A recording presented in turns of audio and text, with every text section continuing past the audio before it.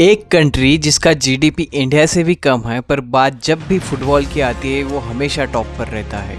जहां हर स्लम में मेसी नहीं बल्कि नेमार पैदा होते हैं। जहां बच्चे फुटबॉल को ना सिर्फ एक स्पोर्ट्स बल्कि अपनी आइडेंटिटी मानते हैं। ब्राज़ील दुनिया का फुटबॉल का वो स्कूल है जहां से ना जाने कितने सारे बच्चे जो है वो निकले हैं। बात जब भी फुटबॉल वर्ल्ड कप की हो या फीफा रैंकिंग्स की, हमेशा ब्राज़ील टॉप पर रहता है।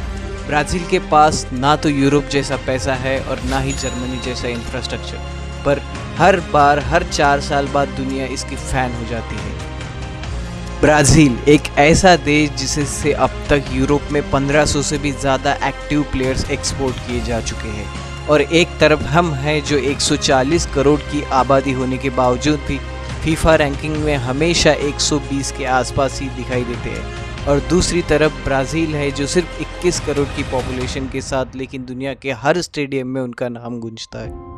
आखिर क्या कारण है ब्राज़ील के फुटबॉल सक्सेस का और इंडिया इससे क्या सीख सकता है? Let's decode this in this video.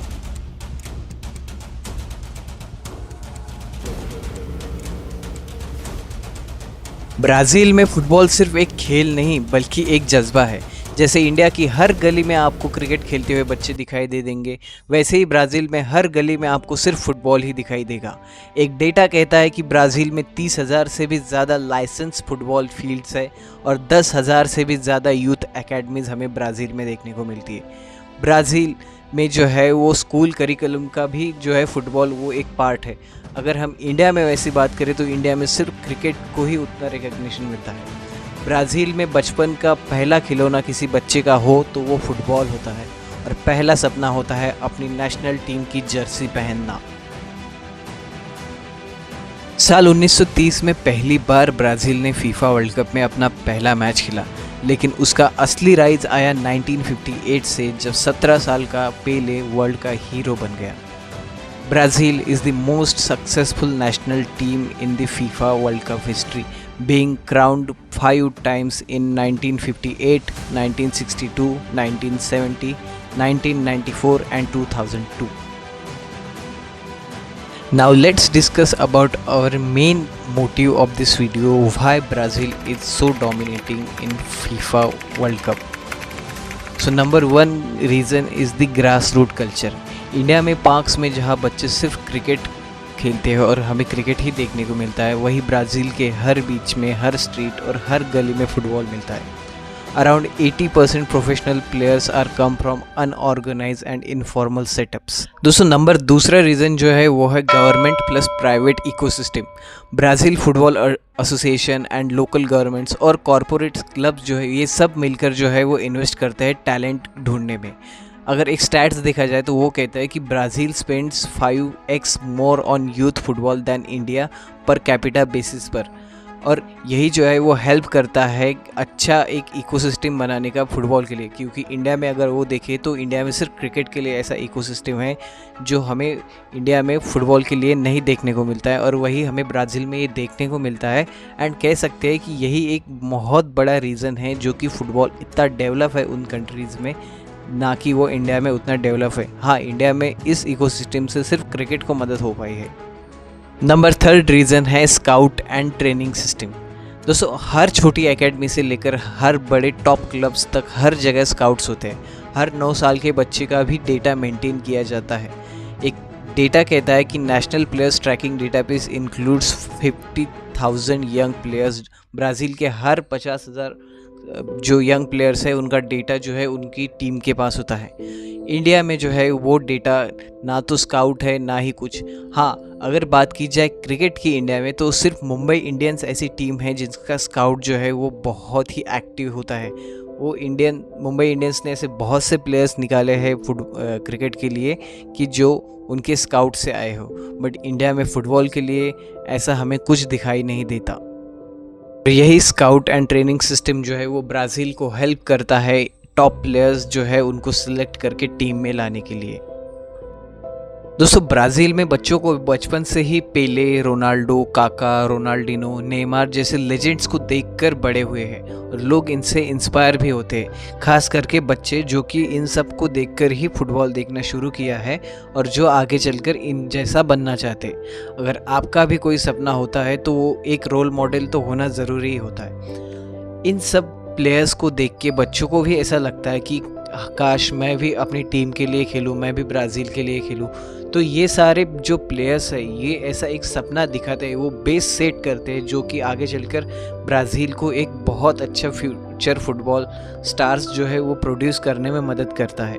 अगर इंडिया में बात की जाए तो इंडिया में हर कोई सिर्फ क्रिकेटर बनना चाहता है और उनमें भी सिर्फ जो है वो बैट्समैन, विराट कोहली, सचिन तेंदुलकर, इन जैसे जो है वो बैट्समैन ही बनना चाहते हैं। बट इंडिया में सुनील छेत्री की जैसा फुटबॉलर कोई नहीं बनना चाहता है, इसलिए भी इंडिया जो है वो फुटबॉल के पास वो रोल मॉडल नहीं है। इस वजह से भी इंडिया जो है वो फुटबॉल में बहुत पीछे है इन सारी यूरोपियन एंड अमेरिकन कंट्रीज से। आखिरकार इंडिया ब्राज़ील से क्या सीख सकता है? दोस्तों इंडिया के पास सब कुछ है, यूथ है, पैशन है, पोटेंशियल है, बस ज़रूरत है एक ब्लूप्रिंट की, एक ऐसे ढांचे की जो कि मदद करे फुटबॉल को इंडिया में और ग्रो होने के लिए। तो कुछ रिकमेंडेशंस मेरी तरफ से है। तो सबसे पहला जो है वो है फुटबॉल को स्कूल करिकुलम में लाना चाहिए। हम सब ने देखा है कि जब भी हमारा पीटी का लेक्चर होता था तो कोई मैथ वाले सर, इंग्लिश वाले सर, यही सब कुछ आते थे। एंड स्पोर्ट्स करिकुलम होता भी है तो उतना इंडिया में देखने को नहीं मिलता, तो फुटबॉल को उसमें ऐड करना चाहिए। नंबर 2 अगर मैं देखूँ तो वो होता है लोकल लीग्स हर डिस्ट्रिक्ट में होना चाहिए। जैसे हम सब देखते हैं कि इंडिया में क्रिकेट क्लब्स, क्रिकेट टूर्नामेंट जहाँ भी गांव में देखो वहाँ पर होता है, तो फुटबॉल के भी ऐसा जो है वो होना चाहिए जिससे कि मदद कर रहे फुटबॉल को इंडिया में और ग्रो होने के लिए। नंबर 3 रिकमेंडेशन है मेरी तरफ से, वुमेन फुटबॉल पर भी फोकस होना चाहिए।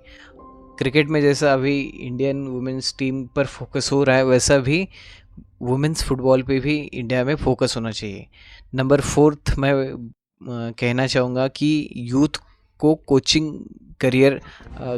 के पास जाना चाहिए। मतलब अगर बनना चाहता है, कोई फुटबॉलर बनना चाहता है इंडिया में, तो कोचिस के पास जाकर अपने स्किल्स को जो है वो उन्हें निखारना चाहिए। एंड नंबर 5 जो रिकमेंडेशन है वो है प्राइवेट एकेडमीज़ को रेगुलेट एंड सपोर्ट करना चाहिए।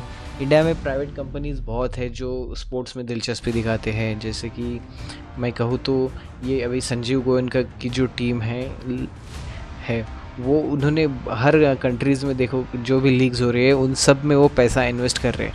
अगर वही वो पैसा फुटबॉल पे भी इन्वेस्ट करें, फुटबॉल को भी स्काउट्स में इन्वेस्ट करें, तो हो सकता है कि आगे चल के ये इंडिया के लिए अच्छा हो, उनके लिए अच्छा हो। अगर वो आगे चल के आईएसएल में कोई टीम ख़रीद ले यूपी की या कोई वहाँ की, तो वो उन्हीं को जो है वो प्रमोट करने के लिए, अपने ब्रांड को प्रमोट करने के लिए उन्हीं को हेल्प करेगा। तो मेरे हिसाब से प्राइवेट जो भी इन्वेस्टर्स हैं उन सब ने मिलके जो है वो फुटबॉल में और कंट्रीब्यूट करना चाहिए। नंबर 6 है मैं बोलूँगा कि फोकस शिफ्ट करना पड़ेगा। इंडिया में स्पोर्ट्स मतलब क्रिकेट एंड यही देखने को मिलता है कि स्पोर्ट्स मतलब क्रिकेट होता है, तो जो मीडिया का जो फोकस है वो सिर्फ क्रिकेटर्स पर होता है, फुटबॉल पर नहीं होता। तो फुटबॉल पर भी मेरे हिसाब से होना चाहिए। दोस्तों आज के भारत में क्षेत्री है, सिर्फ एक ही है, पर अगर हम सब इन इम्प्लीमेंट्स करें इन सब सॉल्यूशंस को, तो कल इंडिया की टीम में 11 क्षेत्री भी बन सकते हैं अगर एक सही सिस्टम हो तो। ऊपर आई बटन पर प्रेस करके आप मेरे ये वीडियो को देख सकते हैं कि why football is not famous in India. इस पर भी मैंने एक डिटेल रिसर्च की है एंड बताया है कि कौन कौन से कॉजेज़ है जो अफेक्ट कर रहा है फुटबॉल को इंडिया में। दोस्तों देखिए, एक बहुत ही बेहतरीन वीडियो है, मैंने खास फुटबॉल लवर्स के लिए बनाया है एंड क्रिकेट लवर्स के लिए भी जो चाहते हैं कि फ़ुटबॉल इंडिया में ग्रो हो। दोस्तों ब्राज़ील के लोगों के डीएनए में ही फुटबॉल मिलता है, उनके खून में ही है। उनका जुनून, उनका कल्चर, उनका सिस्टम, ये तीनों मिलाकर ब्राज़ील को एक अनबीटेबल जायंट बनाते हैं। इंडिया भी फुटबॉल सुपर पावर बन सकता है, पर पहले हमें फुटबॉल को संडे का गेम से निकालकर रोज़ का पैशन बनाना होगा। जो काम ब्राज़ील की की फीमेल्स करती है वही काम इंडिया की गलियां भी कर सकती है। सपना वही है, बस सिस्टम चाहिए। अगर ये वीडियो आपको पसंद आया हो तो वीडियो को लाइक, चैनल को सब्सक्राइब और वीडियो को अपने फ्रेंड्स एंड फैमिली के साथ ज़रूर शेयर कीजिए, खास उन लोगों के साथ जो कि इंडिया में फ़ुटबॉल को ग्रो होते हुए देखना चाहते हैं। एंड मैं मिलूँगा आपसे अगले वीडियो में। तब तक हंसते रहिए, मुस्कुराते रहिए और इस भाई को मत भूल जाना, चैनल सब्सक्राइब ज़रूर करके जाना और ये वीडियो ज़रूर जो है वो अपने फ्रेंड्स के साथ ज़रूर शेयर